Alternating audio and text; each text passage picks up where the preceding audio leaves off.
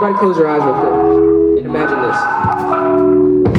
When the daylight comes, the sun will help you guide your feet. And if it's meant to be, you'll end up right next to me. All I have is love and love is all I have to give. Take a chance, it's worth it all. If it's wrong, you take it in. When the daylight comes, the stars will turn right back to dust. And rest assured, you'll be the one that I have thinking of. I was waiting for the day when it will all come true. And then I went and realized there's nothing if I don't have life is short. Life is simple, life is joy, and life is pain. Life is wonderful and terrible, but it's beautiful, and love's the same.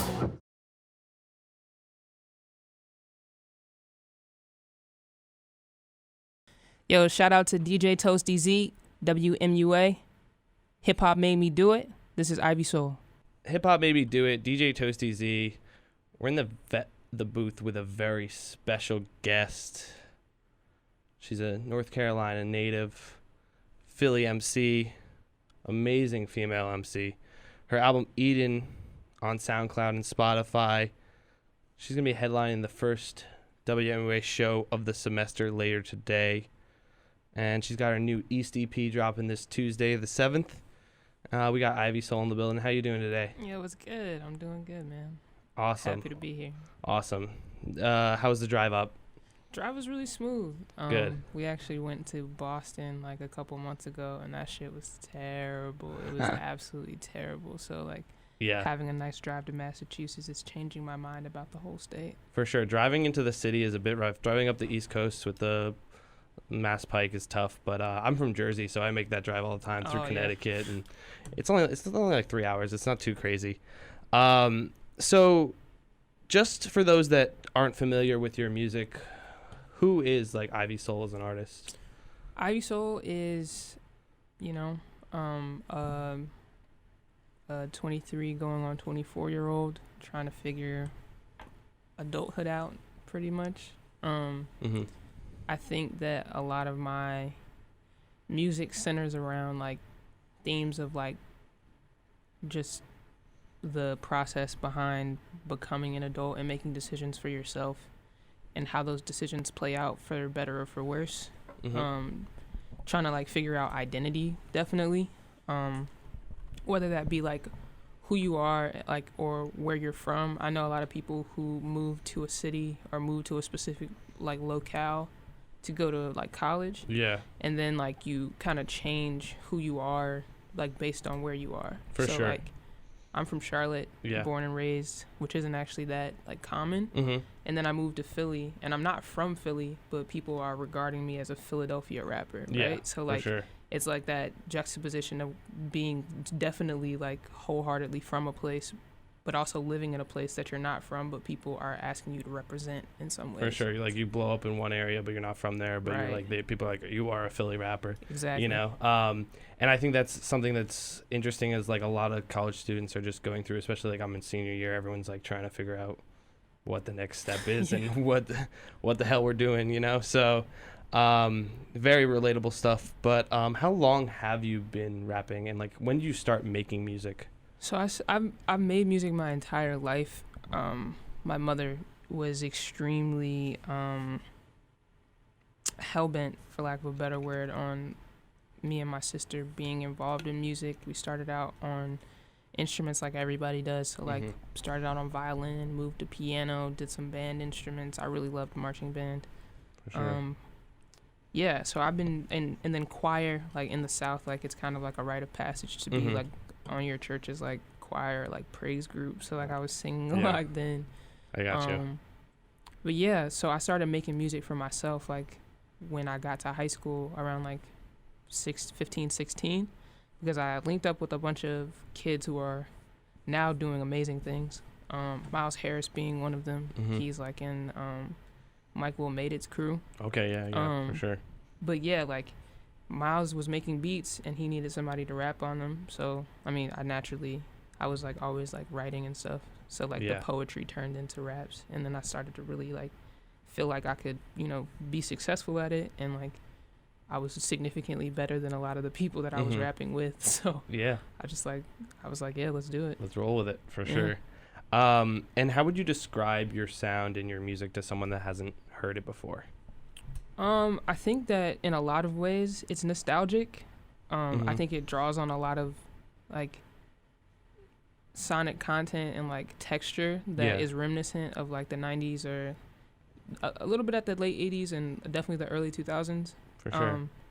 I'm a full-fledged believer in pop music. I love pop music. I think that my generation doesn't like, often we're asked to like defend our love of pop music, but it really like between like the late 90s to like now, like pop music, it's beautiful. Like some of it is like extremely beautifully musical music, and I think that like, yes, like I'm definitely staunchly a hip-hop artist, but I think that there are definitely some pop elements to my music, I don't think that that's necessarily a bad thing. It's like when people are like, oh, like want you, like you say you're into hip hop and they want you to defend all types of hip hop, and it's like, it's such a diverse. I always think it's interesting. It's like such a diverse genre. Like but people don't define it in subgenres like you would with rock. It's just this is hip hop, this is rap. It's all one thing. But especially in the age of the internet, there's been so many artists that have been able to blow up and really take sound in a whole different direction. It's honestly it's so diverse, and because like you said, people don't take the time to really think about like the subgenres within it. Like you start to get to this point where people are trying to say like, oh, is this real hip hop or is it not? Whereas like if it's rock music, if there's a guitar and some keys and a drum and a singer, or any like combination of like instruments, they're like, oh yeah, like that's indie rock, oh that's alt rock, oh that's prog rock. Like, but there's boom bap, and then there's like backpack rap, and then there's like electronic rap and trip hop. Yeah, it's a very diverse genre. And what would you say like some of your like inspirations are musically? Like who do you draw from, either like content wise or how they influence you, just like how you view music and making music? I think that I would not be a rapper today if I hadn't got put onto Blue in Exile, Below the Heavens. I think bar none, that album showed me that like you can talk about very specific moments in your life, and like I've never been struggling to like create an album like because of a label like stressing me. But Blue was talking about that, and I was like, yeah man, like I'm so sorry that these label heads are like stressing you out. Like they don't understand. Like you just want to write bars, and they're just angry and you want money. But like I was right in his shoes, or like at that point, obviously I was like 16. Like I hadn't fallen in love at that point. So like him talking about no greater love, like I was like, I mean, yeah, dog, like of course that's your girl. Like of course like that's no greater love than that, you know? As far as like just like sonic content, I think that like there's the Stevie Wonders, the like for vocal stuff, like Brandy is like super underrated, in my opinion, and definitely somebody that I shed. And then contemporarily, as far as performance is concerned, Anderson .Paak. Oh, like for sure. All day, every day. He's incredible. What do you think that's like unique that you bring to the hip hop scene as an artist? I think that for the most part, what I'm bringing to the table is a good balance of extremely personal music with an aesthetic that isn't getting any shine. Like, in general, like female hip hop artists just aren't like we're not getting to points like of like our presence just isn't as visible as I think it could be and should be for the most part. And I think that what I love about hip hop in general is that you can be who you are in it, but like for the most part, women get to like get siloed into these two like it's like really weird. Like you can either be Nicki Minaj or you can be Lauryn Hill. Like those are like two different things, and there are the spectrum of women is just too wide for those two things to be the only thing that gets represented in popular media. For sure. So I think that like I am a black queer woman from the South who went up north to go to school, and then all my friends are trying to like navigate the corporate world and like trying to figure out if the corporate world is for them or not. And like people back home, like they're worried about like feeding themselves and like giving themselves shelter. So like all those different worlds are like worlds that I inhabit and worlds that I represent. So I think that's what's special about me. I think that I have a unique story that's also extremely normal. Like I'm a normal person telling you what's happening in my normal life. Definitely. And a lot of people don't want to tell you what's in their normal life because it doesn't sound pretty For or sure. like Yeah, glamorous, it's not at all. glamorous, yeah. But like that, It's I more mean, the only relatable. music that I've ever liked is music that tells me what's happening currently and like what their life is at that moment. For sure, and that music ends up being more relatable, even if it's a very specific case that they're talking about that you might not have experienced directly. You still have the same feelings and like similar experiences in your life. And I wanted to talk to you about being like a female MC in hip hop. Like I said, it's tends to be a even more hyper masculine than most of society, like to the extreme, which is, I mean, it's gotten a lot better in the last couple of years, but, and like what you're saying about the two paths, I wrote like, back in the day, I wrote a sociology paper a couple of years ago about like women in hip hop and like that same thing where it's like you either become Nicki Minaj and then, you know, you're viewed as like sexualizing yourself, but then you're not. Also, real hip hop heads will see that and they're like, they don't give you the respect that you deserve. Or you can go, like I said, the Lauryn Hill, super like traditional lyrical side. Do you ever feel like people try and like put you in a box and try and like categorize you as a female MC? Or I don't think that I have enough sway yet for people to even like worry about it, which is like a blessing, to be honest, because now I can just, I think that the greatest thing about like the Chance the Rappers or any of these other upcoming independent artists is that because label backing is kind of becoming obsolete in some ways, you can build your fan base the way that you want to build your fan base. Like people are able to get the music that they want, and like there are literally no strings attached. Like you are like, if you like the music, then you invest in the artist, and that's it. Like you don't have to worry about like the artist making decisions that would like impede their creativity. I don't think that I honestly just don't think that I have, like, I don't think enough people care that I'm weird, I guess, you know? For sure. Like, it's acceptable to be weird. Yeah, it's acceptable, you know? It's to be cool weird as an indie artist. For sure. It's like you have so much more room to express your full self. Definitely. Yeah. Definitely. So would you say like being, like some people use the term like femc, like do you embrace that term as like or do you think that some people like tend to use it dismissively, or do you think that, do you like define yourself as a female MC, or are you just more as like an MC? I know some people would like would like define themselves that way and take pride in it versus like saying I'm just an MC, like my gender doesn't matter, you know? Yeah, I think I'm a rapper first. Yeah. Point blank period, just because like I think that I'm a rapper. For like, sure. I think that that's just a noun, you know? Definitely. Like that's like a noun that like is encompassing, it doesn't mean male to me. Yeah. But I wouldn't be mad if someone was like, she's an ILF MC, because I am a female MC, you know what I mean? For sure.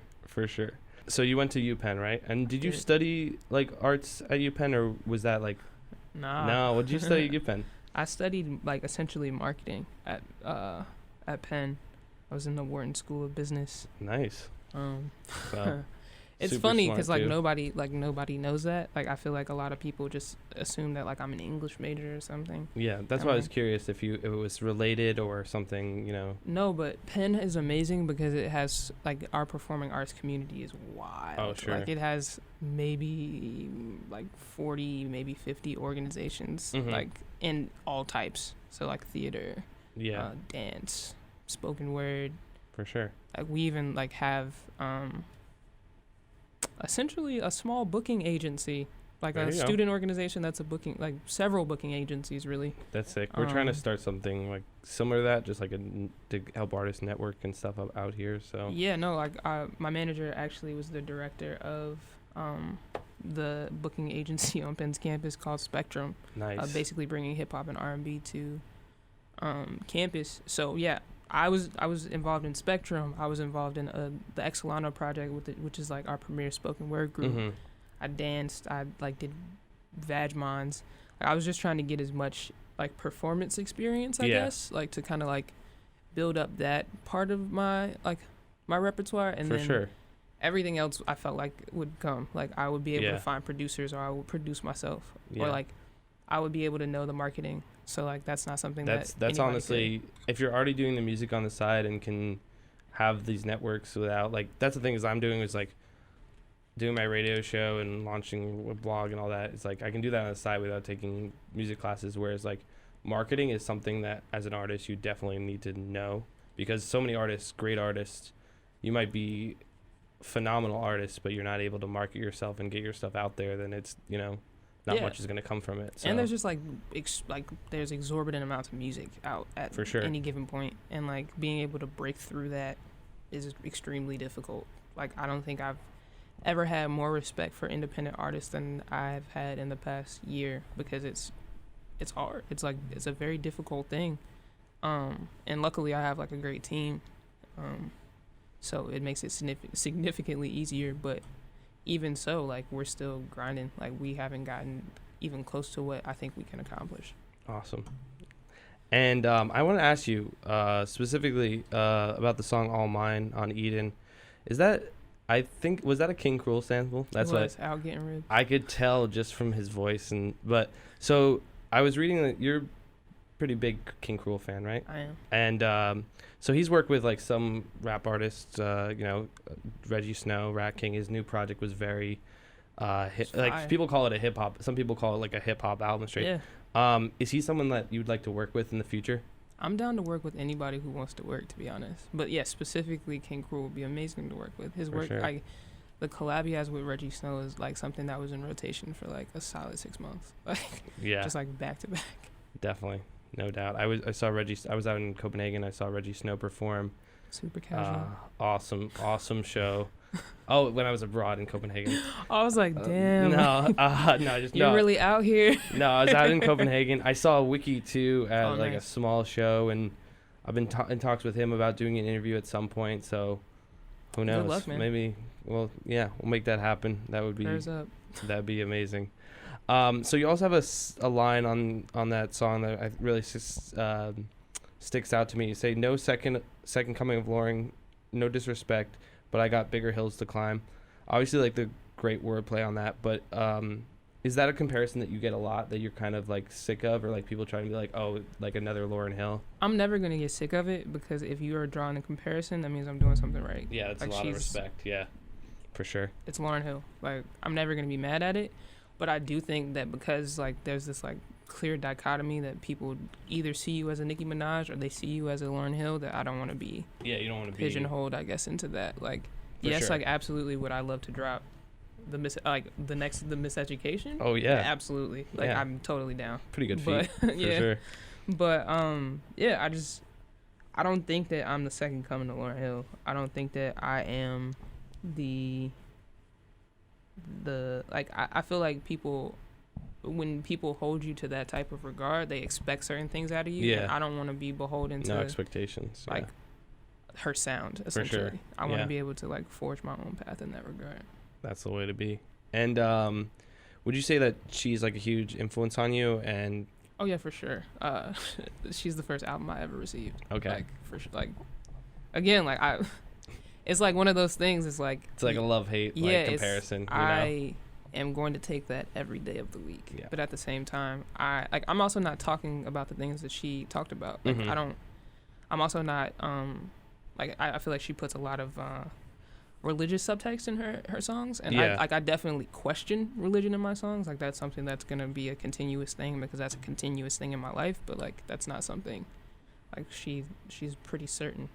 For sure. So I saw this video online involving you and Kendrick. Like I need to have the backstory. What's the context of this? He brought you on stage. What's the story behind this? So actually, this was Ethan's like the fall show of his senior plug year. Right here, my manager. So about 2 months before Spectrum brought Kendrick to Penn's campus, he did a show in Philly. And at this point, I was like one of the only people in my squad that was really like invested in Kendrick. And it was crazy because I was just like, guys, we have to go see this show. And everybody was like wishy-washy. But my friend Angie, she was like, yeah, I'll go with you. So I go and I bring a USB of my music. Yeah. My music was terrible back then. Like, I don't honestly know why he let me do that.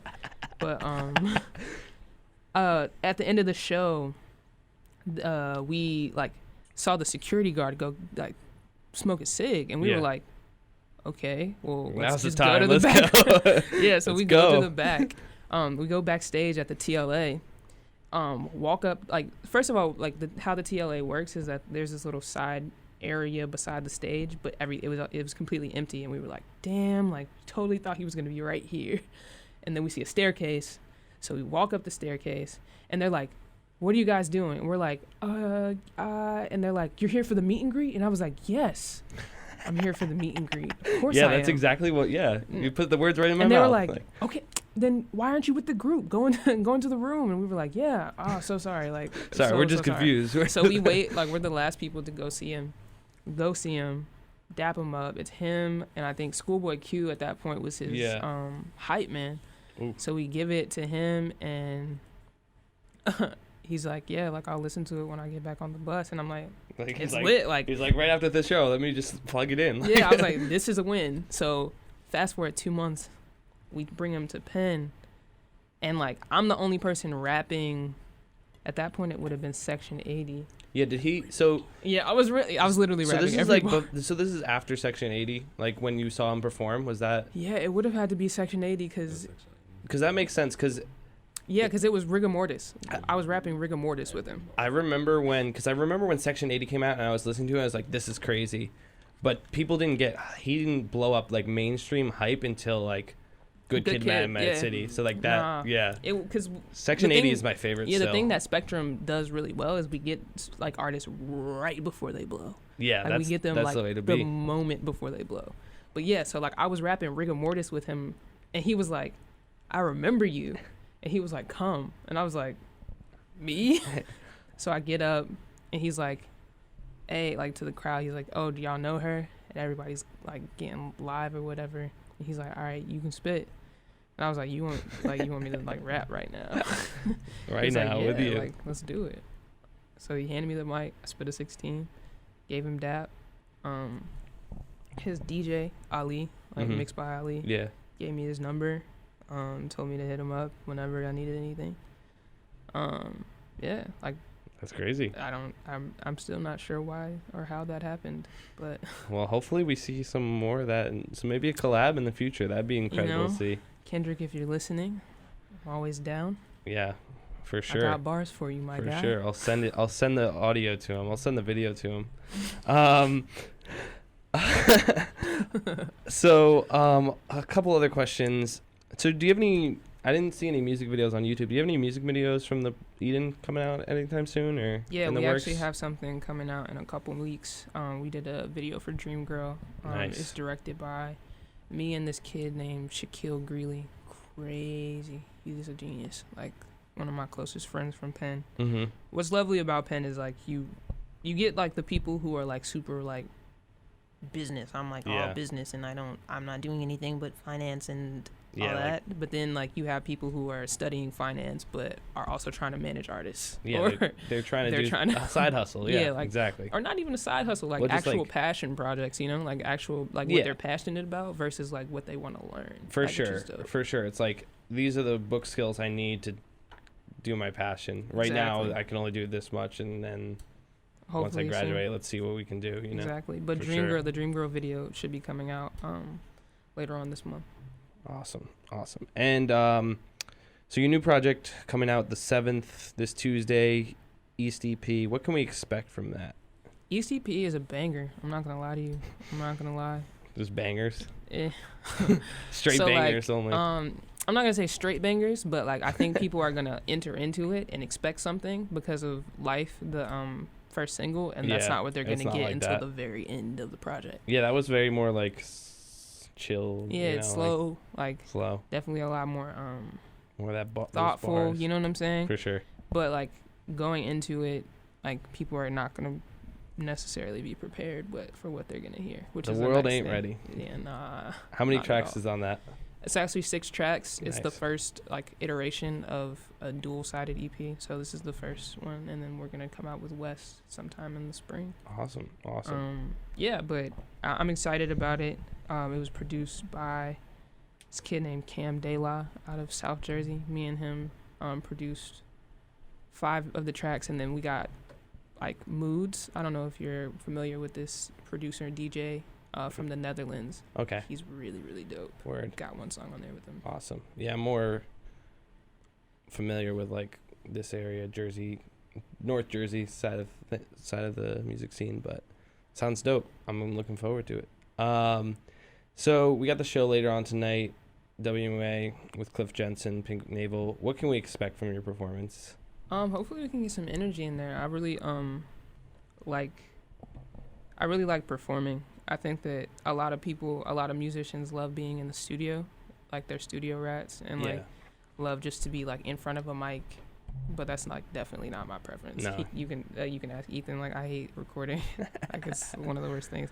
The writing process, amazing. The production process, amazing. The recording process, hate it. Performance, that's my bag. Like, that's There where you go. that's where like my heart is. Awesome. Do you have any last shout outs, promo?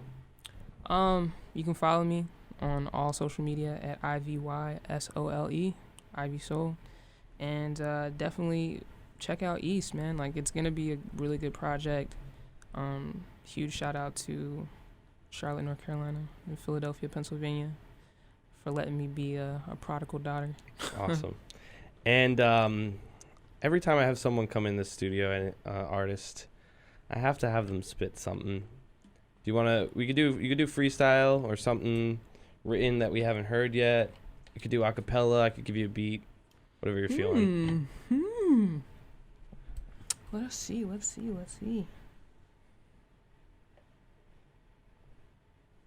What's your preference? Do you want me to spit on a beat, or do you want me to? I like either or. Some people just prefer.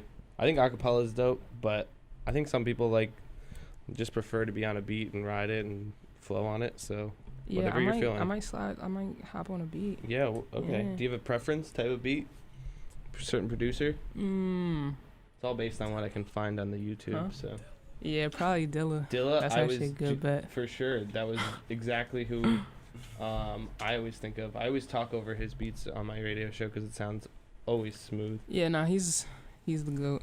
TBH. Pink Navel preferred Dilla as well, so that's how it's going. Is this gonna be off the new project or? No, what's funny is I actually wrote a verse, like nice. on the way to here, like So this on the is way to Amherst. exclusive. It's This like is exclusive. it's completely exclusive. All right, I gotta play one of the ones I didn't play for. Let's see. That's so funny. It was like divine intervention. You knew it was gonna happen. You knew I didn't, but I'm glad that I made this decision. Subconsciously, you knew. Yeah.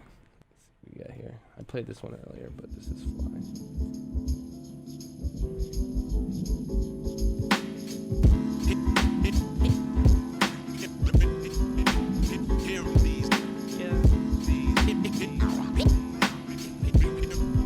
Yo, they yelling out, gang, gang, gang, when they wouldn't know a bang if it's hanging from their head.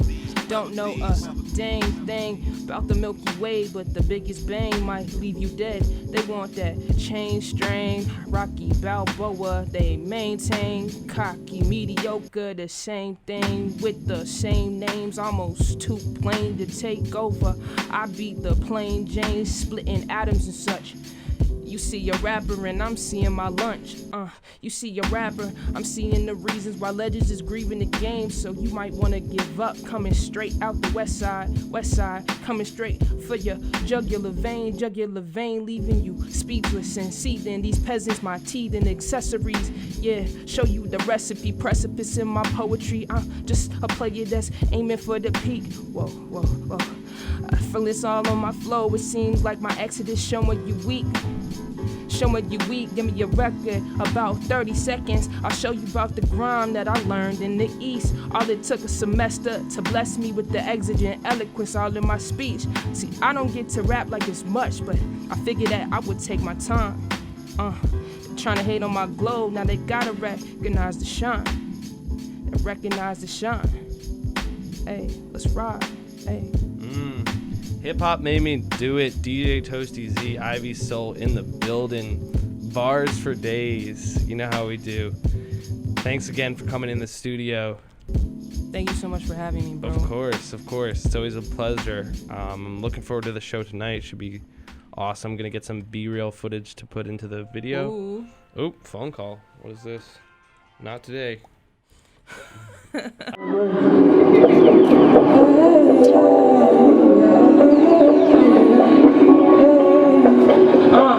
Said I'm feeling like the man that my mama raised. Get lifted like your hands, giving up all the praise. See, cutting corners never been the way I operate. I'm part prolific, part terrific when I conversate. See, every shorty that I know been contemplating stripping. And every time she talk about it, I start feeling different. The more they violate, the more they end up tipping slow. These girls, they got degrees, you think they tripping slow. But this is 6-7 world and we got yesterday. We just lucky we ain't got kids to raise. Not just yet. Too busy risking it all for respect. Chasing ass in these checks. Pretending like we got no regrets. Grinding out sunset on my way to the fall. Trying to figure if my home is still my home anymore. They got the answers to the questions at hand. But I'm mastering the art of executing the plan. Let's go. See, this is something old and something new. This is something borrowed, something blue. My homies say my flow got a ring to it. My bounce saying I'm gonna give my everything to it. This is something old and something new. This is something borrowed, something blue. My homies say my flow got a ring to it. My bounce saying I'm gonna give my everything. Gotta feel good, gotta feel good, baby. They're trying to put me out of business. I hear y'all. Got 3-part harmonies and stuff. I see you soprano.